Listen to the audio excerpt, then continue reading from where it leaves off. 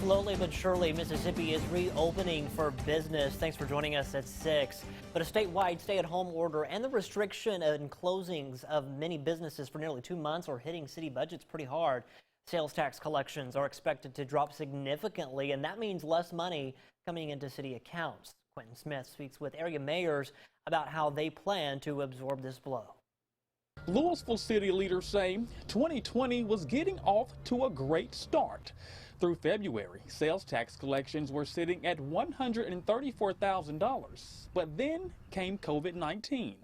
Mayor Will Hill says he now expects that number to take a dip. I go back and forth. There are moments that I would say we're probably subject to a 15-20% decrease in our sales tax revenue, which is a substantial part of our annual revenue. And I'm just pulling that number based on just looking at where we've been and what our trends have been and if they don't continue. The sales tax makes up roughly 45% of the city's annual revenue. And with a much anticipated setback coming, Mayor Hill says they're having to operate on a tighter budget. We're going to be, again, operating as efficiently as we can, managing all of our expenses. There may be things that we've needed to do that we may have to put on the back burner, but we need to plan, and we need to plan appropriately. We don't, just because it's budgeted doesn't mean we're going to be able to spend it in this year. And we'll need patience from everyone as we look towards long-term projects and spending. And it's a similar story up the road in Starkville. We took what we anticipated and what the Department of Revenue had said was going to be the expected shortfall in sales tax, and we applied that to us. And so I think at a minimum, we're looking at a $1.3 million revenue loss. It could quite conceivably go higher than that. To help absorb the blow, Mayor Lynn Spruill says they were forced to furlough employees and cut the salaries of all department heads and city officials, including her own, by 20%. Spruill says this is all in an effort to help them make up for the lost revenue they're anticipating. As soon as we get the numbers in from the March numbers, then we'll have a better idea of how adequate that response was, or if we have to do more and seek more in terms of cuts. So we are kind of waiting on pins and needles to see what that number is going to look like. Not as bad as expected. Now, the Department of Revenue is expected to release sales tax collections for the month of March by the end of the week. Those will be the first numbers showing the direct impact on sales tax due to COVID-19. Well, even as restrictions are being lifted on many businesses across Mississippi, Governor Tate Reeves is calling for tighter controls in some counties that are seeing a sharp rise in COVID-19 cases. People living in Attala, Leake, Scott, Jasper, Neshoba, Newton, and Lauderdale counties now have more rules to follow. Businesses will be required to screen employees. Those employees also must wear face coverings. They even have to sanitize high-touch areas every 2 hours. Customers will be required to wear face masks while in any store. Also, at outdoor events, the governor is requiring people to cover their faces. We cannot always see and feel the consequences, but the disease is more active in your county. You need to be even more aware. You need to stay even more sharp. We know that individual action and individual buy-in is more effective than any government order. Now, to read the governor's executive order in full, just visit our website, WCBI.com. And we also want to point out that the governor's shelter-in-place order is still in effect for those 65 and older and those who have health issues. Well, cars line up at the Louisville Coliseum this afternoon for free COVID-19 testing. This was an opportunity for people who may have had contact with a COVID-positive person or people who have symptoms and cannot afford to pay for the testing. Those who were tested today were pre-screened, and they didn't even have to get out of their vehicles. National Guardsmen helped out with today's testing. If they do have an appointment, they'll go through the testing site and then be tested and do the COVID-19 swabbing, and then they'll leave, and then Mississippi Department of Health will contact them with their results. If they don't have an appointment, we give them a sheet where they can either stay on site here to sign up and get an appointment. For information on future testing, you can visit the Mississippi State Department of Health's website.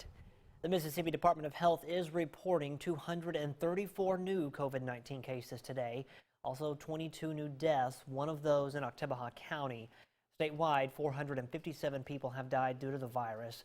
The health department estimates over 4,000 Mississippians have recovered from the virus. Over 96,000 people in the state so far have been tested for COVID-19.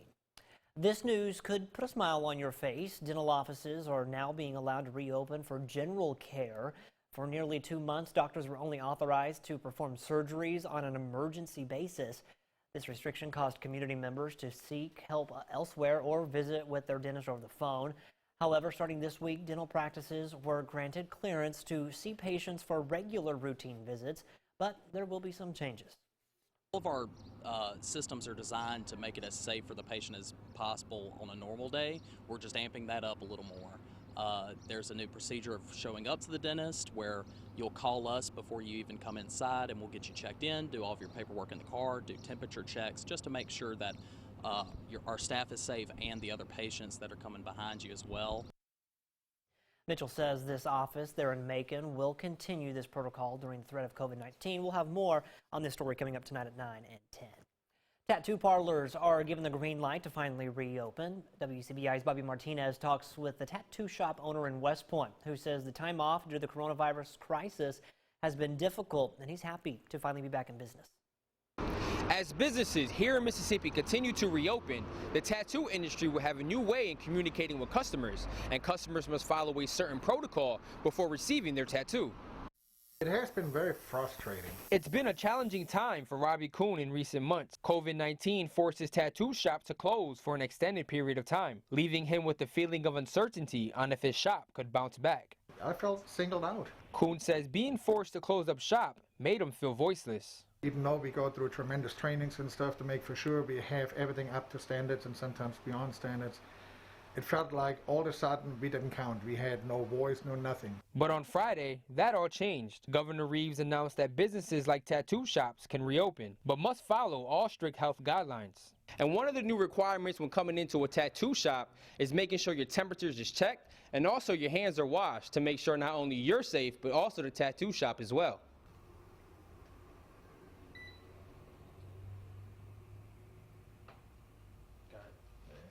For the time being, we can allow any public to come in through the open door. We have to keep the door closed. We have to take appointments. And once you come for your appointed time, you have to knock on the door. We have to guide you through some kind of, almost like a dam, where you go through different stages where we have to take your temperature, ask you some personal questions about your health and stuff. So before you book your appointment, make sure you are aware of all the safety guidelines provided by the tattoo shop. In West Point, Bobby Martinez, WCBI News. The owner there in West Point took to Facebook to say that they're doing a soft reopening right now. He also says that they've had a high volume of people wanting tattoos or piercings since they've opened up. They're asking for folks to give them a little extra time to get back with you. Some sunshine, some clouds out there today. Going into this evening, much the same story. We had some showers early across the northern tier. Looking back to the northwest, can't rule out an isolated shower across the far northern tier of Mississippi this evening and tonight. Most of you will not see it. Look at this view in downtown Louisville, Mississippi. Looking back to the west, some high cirrus clouds. We are looking at a great sunset for you. It's pretty warm out there in Louisville. Upper 70s to around 80. Low 70s in Tupelo, 59. That's it. In Corinth, 58 in Iuka underneath the clouds, so a little bit cooler farther north. Now for you in Aberdeen, upper 60s to around 70 at 7 o'clock. Will cool down into the upper 50s later tonight. Warmer days, milder nights, and some daily rain chances as we look ahead towards the weekend. We'll talk about it in just a few more minutes. The man accused of killing a Starkville optometrist is set to go to trial this fall. William Thomas Chisholm is charged in the January 2018 shooting death of Dr. Shauna Witt. According to court documents, Chisholm's trial is expected to start November 16th. Pre-trial motions are expected to take place August 13th in Oktibbeha County.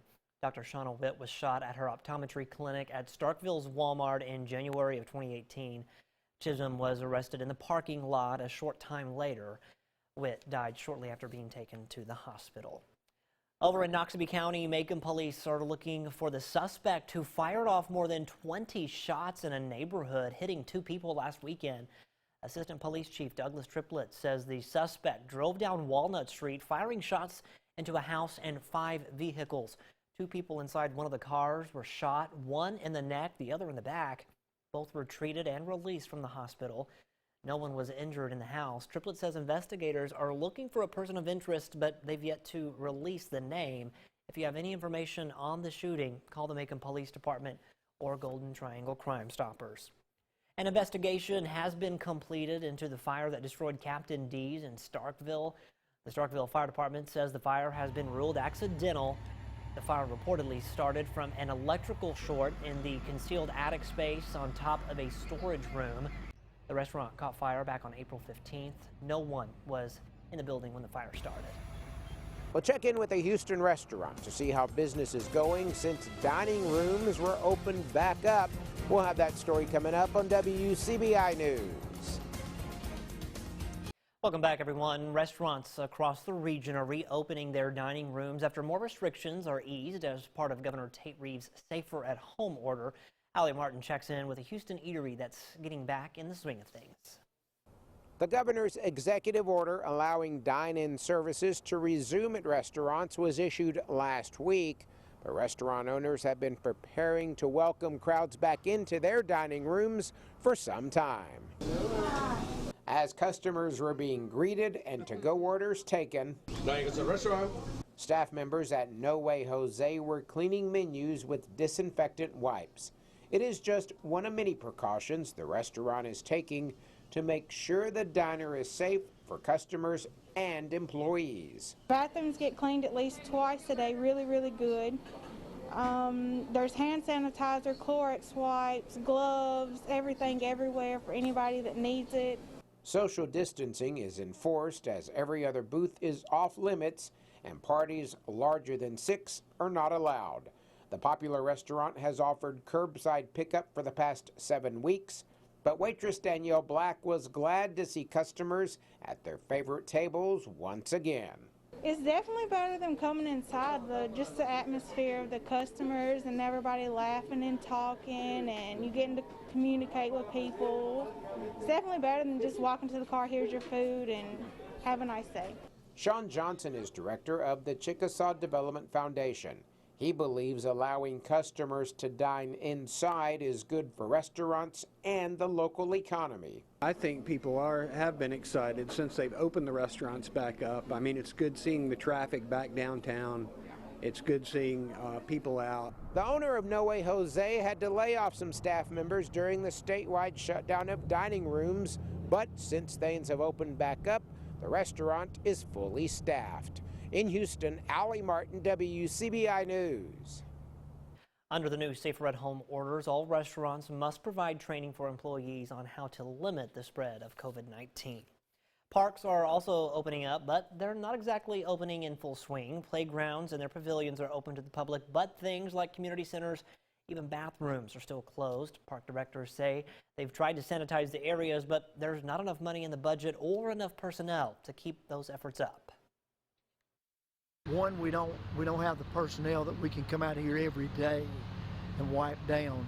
That's one of those things where the individuals and we feel like the parents have got to take some precaution themselves. Well, there's not a budget for that, and what we do is we have to do the best that we can, and you know that there are limited supplies right now because everybody wants the same type of supplies, but we are having our plans where we're going to possibly periodically come and spray down the playground equipment, the areas where children most often come in contact with. There's no official word on whether or not sports programs will continue in Lowndes County this summer. All right, we're going to send things over to Chief Meteorologist Keith Gibson. Keith, if they were practicing today or something, today would be a nice day. Today was pretty good. Speaking of Lowndes County, let's talk about it tomorrow. Scott, more clouds and sunshine around here, probably a little bit warmer. We are looking at some lower 80s out there. I'm back with that full forecast next. WCBI First Alert AccuWeather Forecast with Chief Meteorologist Keith Gibson. We had a mix of sun and clouds out there today, mid-70s to around 80, probably into the low 80s in many spots tomorrow. We will just say more clouds and sunshine. There you have it, 81 Columbus, 82 West Point, 81 Starkville, 80 or so in Tupelo. So that's the way it's looking for our Wednesday. Can't rule out a stray shower storm, but moisture pretty limited. A live view in Columbus right now with our Alpha Insurance camera network. You can see a little bit of overcast conditions right there. We're looking up into Tupelo, the setting sun there on the western horizon, not too bad. We showed you Louisville, Mississippi earlier. It's going to be a great evening. And we'll hop over here to Durham's at Vernon, and more clouds and sunshine. You can see this batch of clouds moving on through. There's actually a little bit of moisture up there near Tunica and northwestern Mississippi. Can't rule out an isolated shower across the northern tier, New Albany, and points north this evening and tonight. But in general, not a lot of moisture here. There's a little disturbance down here in Texas. The thing driving that big blob of thunderstorm activity, that disturbance is actually coming our way. So as it gets into our neck of the woods tomorrow afternoon, we can't rule out an isolated shower or thunder shower. Notice how we're plotting a little bit of green there, but most of you probably will not see it. Highs will primarily be in the lower 80s here, with winds from the south and southeast at about 5 to 15. So low 80s tomorrow, mid 80s Thursday and Friday.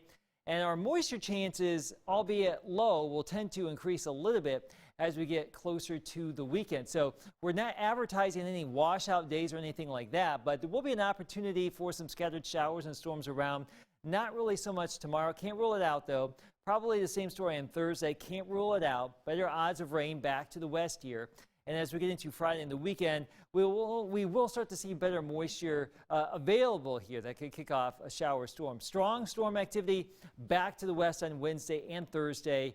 The severe weather season really beginning to blossom back there across the high plains. But we're talking about these rain chances fairly limited for your Wednesday, Thursday, 20%. We're going to just keep it at about 30% Friday through Monday. So as I just mentioned, not a washout here, but there will be a chance for a shower storm each and every day. And we may need it with these warm temperatures, mid to upper 80s. Here's your AccuWeather 7-day forecast. Tomorrow, low 80s, and then the mid 80s return Thursday and Friday. Probably mid to upper 80s through the weekend into early next week. Our overnight lows moderating back into the 60s. So those cooler temperatures, those record lows behind us now. We are getting closer and closer to summer, and it will look and feel like that going towards the weekend. A local championship-winning softball coach is on the move. More from Tupelo coming up next in sports. WCBI Sports with Tom Ebel is brought to you by your local Ford dealers. Go further. Tupelo Athletics has had a busy month, hiring a new athletic director, a new football coach. Now the Golden Wave will be in search of a new softball coach. Kossuth hires Tupelo head softball coach Dana Ray to the same position. The Daily Journal was the first to report. Ray led the Lady Golden Wave to an 83-35 record in 5 seasons, bringing a fast-pitch state championship to Tupelo in 2017. Mississippi State women's basketball is set to face UConn for the first time since the Bulldogs ended the Huskies' 111-game winning streak. Mississippi State selected to play in the 2020 Women's Hall of Fame Challenge in Connecticut. The Bulldogs will face Maine in Game 1, with UConn on the other side of the bracket facing Quinnipiac. In ESPN's Way Too Early women's basketball rankings, the Bulldogs are projected as the number 3 team in the country, with UConn right behind them at number 4. The NBA has canceled its 2020 G League Elite Camp, which served as a scouting event during the draft process.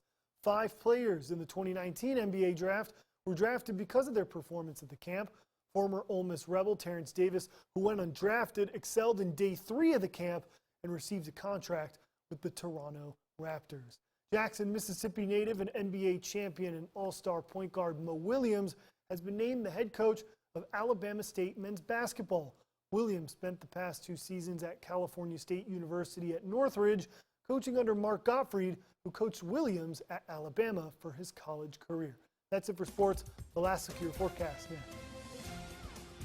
Healthcare workers enjoyed a cool, sweet treat courtesy of First American National Bank and Snowy Shaved Ice. The Snowy Bus made a stop at NMMC Women's Center, providing free snow cones to workers throughout the afternoon. The Snowy Bus also made its way to the Behavioral Health Center after the stop there at the Women's Center.